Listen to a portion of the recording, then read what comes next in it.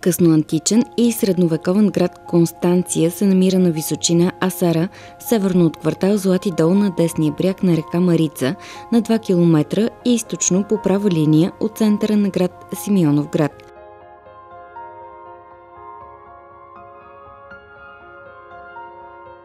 Крепостната стена е поправена многократно. Тя е широка 2 метра и 800 см, запазена някъде в негатив, а другаде до 1,5 метра над земята.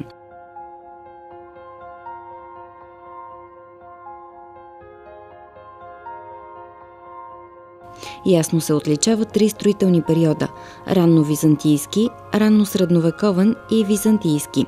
Разкрити са 2 входа на крепостта.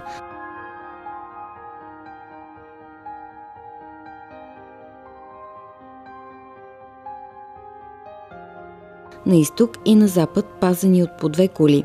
От този период е разкрит таен тунел в северната част на крепостта. При този период крепостните стени запазват трасето на старите, но са широки 2 метра, изградени с червен хоросан при византийците и бял при българите.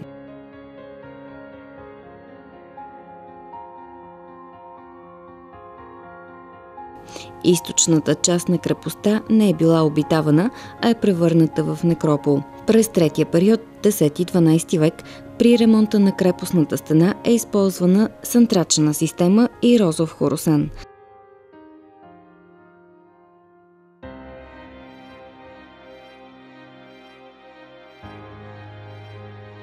Кулите са били ремонтирани и отново използваеми.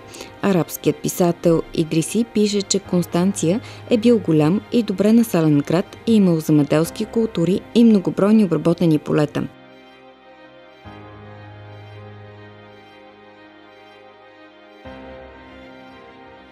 Градът е бил завладян за първи път от хан Крум, вероятно през 812 или 813 година. Византийският град-крепост е превзет отново на 24 март 1201 година от цар Калуян, като част от кампанията за пълното освобождаване на българските земи от Византия.